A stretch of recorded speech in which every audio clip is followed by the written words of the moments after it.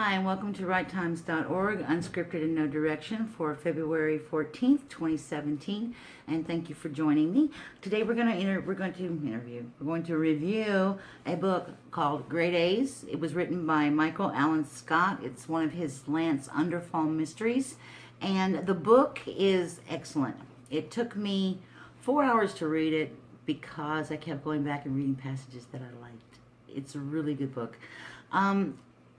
Michael has mastered the use of analogies, especially he has an ability to make them original to his story.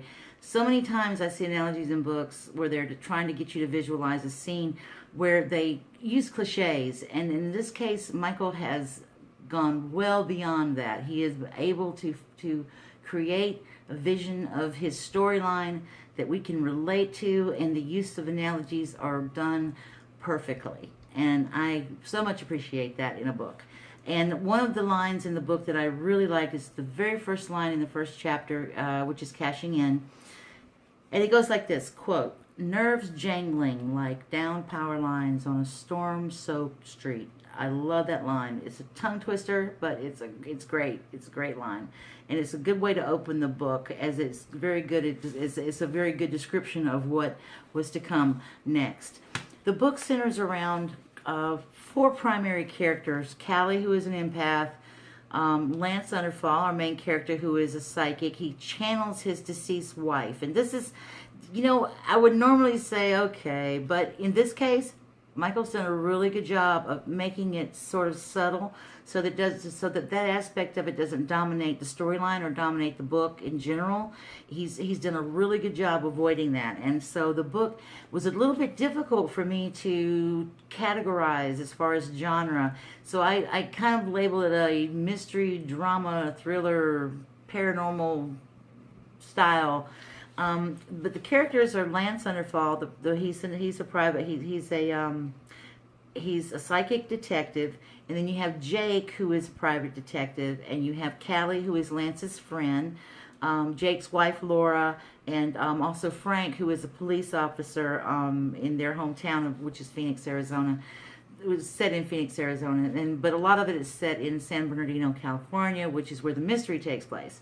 Callie's Uncle Harold has passed away, and the mystery of the whole book is surrounding his death and everything that goes along with that. I'm not giving any of that away. You're just going to have to read the book to find out. I like the fact that I can relate to these characters. They're more mature. You can tell that Michael has really taken the time to research his work. He's used locations and places that we can all be familiar with.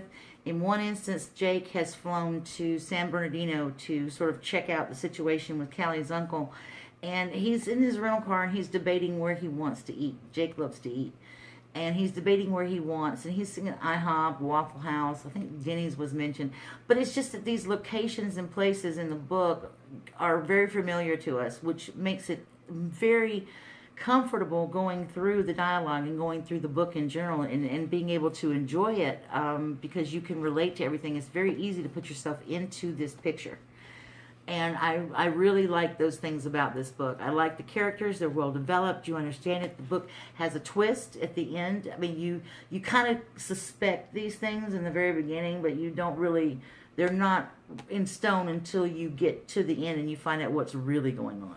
And so it's a wonderful book, and I hope that you'll take the time to read it. It was written again by Michael Allen Scott. This book was written in 2014, so it's a little older, but I think it deserves another review. There are quite a number of reviews on the web of this book, and I just want to point out one thing that I discovered when I was looking around was that there was some comparison of his work to Stephen King. And I just want to point out that, I can see where that comparison comes from, but it's only the flow of the dialogue. It has nothing to do with the way Michael writes. He is a very original writer. He's not copying anybody.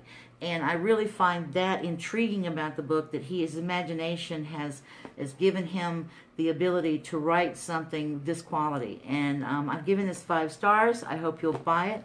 I also did a written review, which is on the website, so you can go and read that. And you can visit Michael at his website, which is www.michaelallanscott.com, and you can link to that from righttimes.org within the review. I want to thank you for visiting me on Valentine's Day, and I hope everybody got hearts and flowers and candy and stuff. I like socks.